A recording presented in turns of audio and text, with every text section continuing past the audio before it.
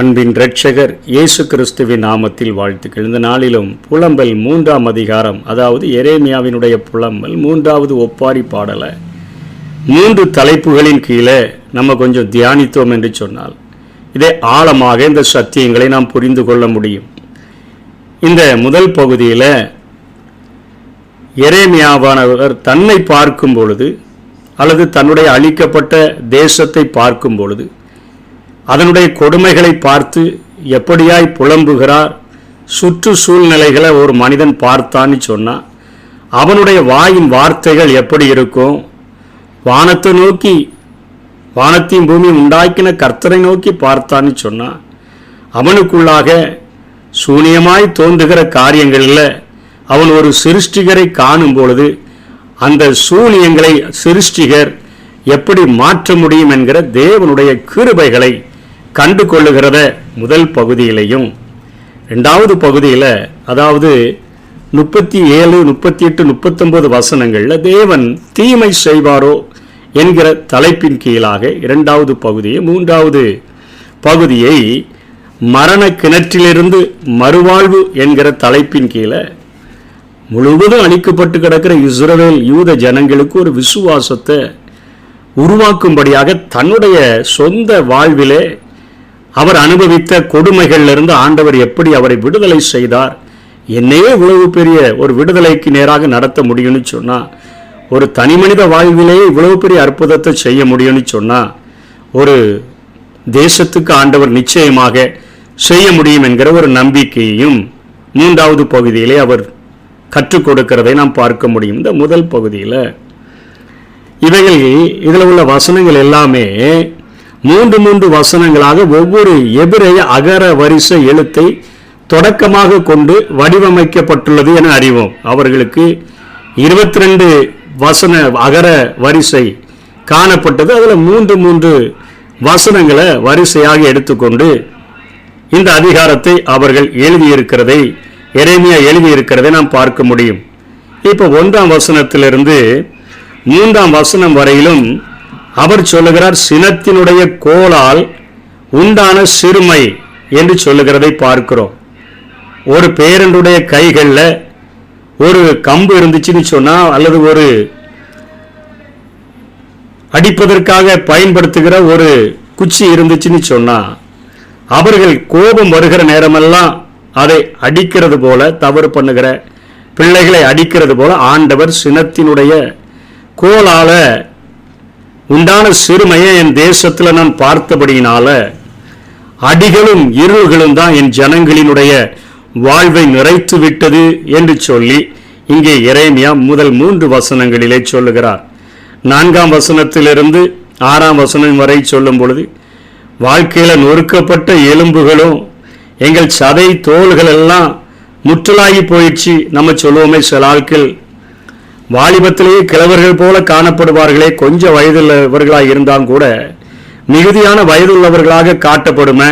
சிலவங்க எவ்வளோ வயதானாலும் நல்ல சாப்பாடு கவலையே இல்லாமல் இருந்தானா நல்ல நெய் குழந்தைகளை போல இருப்பார்களே. அப்படிப்பட்ட காரியத்தில் எங்கள் வாழ்க்கை, எங்கள் சதை தோலெல்லாம் முற்றி போய் நாங்கள் வயது உள்ளவர்களாக இருக்கிற மற்ற மனிதர்கள் போல காணப்படுகிறோம். வருத்தம், கசப்பு எங்களை சூழ்ந்து கொண்டது. நடைபிணத்தை போல எங்களுடைய நிலைமை, உயிரோடு இருந்தாலும் ஒரு செத்த நிலைமையில தான் நாங்கள் காணப்படுகிறோம் என்று சொல்லி 4லிருந்து 6 வரையிலும் 7, 8, 9 வசனங்களில் எங்களால் தப்ப முடியாத ஒரு மிகப்பெரிய சிறையிருப்பு, 70 வருஷம் சிறையிருப்பு தான். விடை கிடக்காத ஜெபங்கள் ஆண்டவரே சொல்லிட்டாரு.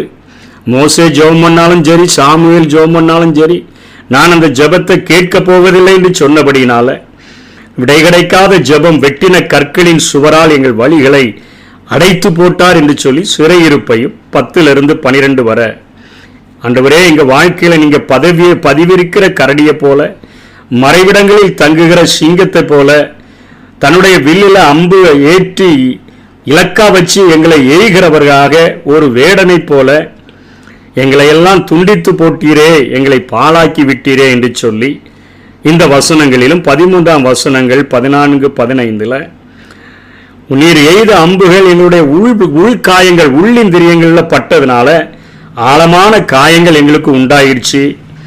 ஏளனமான பேச்சுகள் யாவருக்கும் நாங்கள் பரியாசமும் நிந்தையுமா மாறி இருக்கிறோம். எட்டி காடி, அதாவது கசப்புனால எட்டியினால வெறிக்க செய்கிற அந்த காடியை நாங்கள் குடிக்கிற நிலைமைக்கு நாங்கள் தள்ளப்பட்டிருக்கிறோம். அவ்வளோ வேதனைகளை நாங்கள் அனுபவிக்கிறோம்.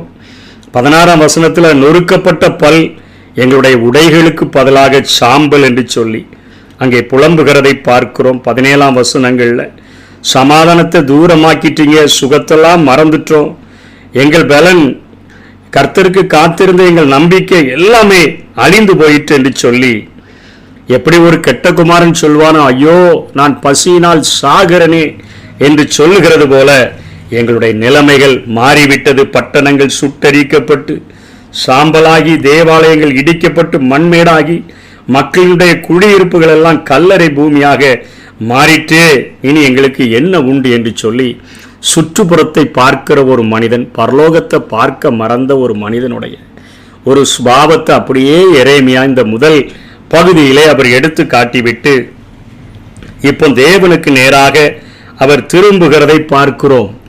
20ஆம் வசனத்தில் என் ஆத்துமா அவைகளை நினைத்து நினைத்து எனக்கு முறிந்து போகிறது. முந்தின வசனத்திலே வந்துட்டாரு, என் சிறுமையையும் என் தவிப்பையும் நினைத்தருளும் என்று ஆண்டவரை நோக்கி ஜெபிக்கிறார். இதை என் மனதிலே வைத்து நம்பிக்கை கொண்டிருப்பேன் என்று சொல்லி ஆண்டவரை நோக்கி பார்த்த உடனேயே அவர் இப்போ உடனே ஒரு கிருபையை பற்றி பேசுகிறார். நாம் நிர்மூலமாகாது இருப்பது கர்த்தருடைய கிருபையே, அவருடைய இரக்கங்களுக்கு முடிவில்லை.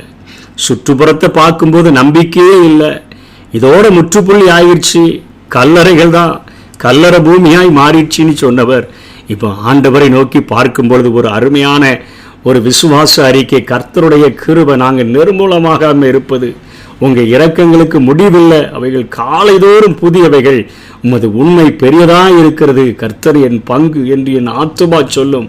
ஆகையால் அவரிடத்தில் நம்பிக்கையாக இருப்பேன். தமக்கு காத்திருக்கிறவர்களுக்கும் தம்மை தேடுகிற ஆத்மாவுக்கும் கர்த்தர் நல்லவர் என்று சொல்லி, இவ்வளோ பெரிய அழிவுகளின் மத்தியிலும், இவ்வளோ பெரிய நாசமோசங்களின் மத்தியிலும், இவ்வளோ பெரிய மண்மேடாக்கப்பட்ட சூழ்நிலையிலும் அவர் ஆண்டவரை நோக்கி பார்த்த மாத்திரத்தில் அவருடைய கிருபையை அவர் பெரிதாக பேசுகிறதை பார்க்கிறோம். தேவனுடைய தண்டனை குறுகிய காலம்தான்ப்பா, தேவனுடைய கிருபைக்கு முடிவில்லை, காத்திருப்போருக்கு கர்த்தர் நல்லவராக இருக்கிறார், அநீதியாய் எவரையும் அவர் தண்டிப்பதில்லை. இத்தகைய புரிந்து கொள்ளுதலை அவர் தேவனை பார்க்கும் பொழுது அவர் புரிந்து கொண்டு பேசுகிறார். தொடர்ந்து சொல்லுகிறார், தன் இளம் பிராயத்தில் நுகத்தை சுமக்கிறது மனுஷனுக்கு நல்லது, அவரே அதை தன்மேல் வைத்தார் என்று அவன் தனித்திருந்து மௌனமாய் இருக்க கடவன். தண்டனை தவறாக கொடுக்க போறதில்லையா, அநீதியாய் எவரும் தண்டிக்கப்பட போகிறதில்ல. தன்னை அடிக்கிறவருக்கு தன் கண்ணத்தை காட்டி நிந்தையால் நிறைந்திருப்பானாக. ஆண்டவர் என்றென்றைக்கும் கைவிட மாட்டார். அவர் சஞ்சலப்படுத்தினாலும் தமது மிகுந்த கிருபையின்படி இறங்குவார். அவர் மனப்பூர்வமாய் மனுபுத்திரரை சிறுமையாக்கி சஞ்சலப்படுத்துகிறதில்லை. ஒருவன் பூமியில சிறைப்பட்டவர்கள் யாவரையும் தன் காலின் கீழ் நசுக்குகிறதற்கும், உன்னதமானவரின் சமூகத்தில் மனுபுத்திரருடைய நியாயத்தை புரட்டுகிறதற்கும், மனுஷனை அவனுடைய வழக்கிலே மாறுபாடாளுக்குள்ள ஆண்டவர் மாறுபாடாக்குகிறவனையும் ஆண்டவர் காணாது இருப்பாரோ? இவ்வளோ பெரிய அழிவு இந்த தேசத்தில் உண்டு பண்ணி இருக்கிறவர்களை ஆண்டவர் கண்டுகொள்ளாமல் விடுவாரோ என்று சொல்லி ஆண்டவருடைய இரக்கங்களை குறித்தும் அவர் பேசுகிறதை பார்க்கிறோம். சாம்பல் குன்றின் மேலே, மணல் மேட்டின் மேலே, கல்லணை பூமியின் மேலே நின்று கொண்ட அந்த விசுவாச வீணையை மீட்டி எரேமியாய் பாடுகிறார். கர்த்தருடைய புதிய கிருபையை உங்களுக்கு தருவார் என்று சொல்லுகிறார். ஆமாம், சூனியங்களில் சிருஷ்டிகளை காண்பதுதான் அது தேவனுடைய தண்டனைக்குரிய காலம் என்பதை புரிந்து கொண்டு நாம் அனைத்து நொறுங்கிய சூழல்களிலும் புதியதொரு தொடக்கத்துக்கு வாய்ப்புண்டு. உங்களை அவரிடம் முழுமையாக அர்ப்பணிக்க தயாரா என்கிற ஒரு நோக்கத்தோடு கூட இந்த வசனங்களை அவர் எழுதி முடிக்கிறதை நாம் பார்க்கிறோம். 36வது வசனங்கள் வரையிலும் முதல்ல தன்னை பார்த்து புலம்புகிறார். ஆண்டவரை பார்த்த பொழுது அவருடைய கிருபையை நினைத்து அத்தனையாக அவர் மேன்மை பாராட்டுகிறதை பார்க்கிறோம். இன்றைக்கு நாம் நிர்மூலமாகாமல் இருப்பது கர்த்தருடைய கிருபையே. அவருடைய இரக்கங்களுக்கு முடிவே கிடையாது. அது நம்முடைய வாழ்க்கையில் அது நம்மை தொடர்ந்து அது வரப்படுகிறது. அவர் சஞ்சலப்படுத்தினாலும் தமது மிகுந்த கிருபையின்படி அவர் நமக்கு இறங்கக்கூடியவராக அவர் இருக்கிறார். அதனால் வானத்தையும் பூமியும் உண்டாக்கின கர்த்தரிடத்திலிருந்து எனக்கு ஒத்தாசை வரும் என்று சொல்லி வானங்களுக்கு நேராக நம்முடைய கண்களை ஏறெடுப்போம். கர்த்தர் தாமே நம்மை ஆசீர்வதிப்பாராக. ஆமென்.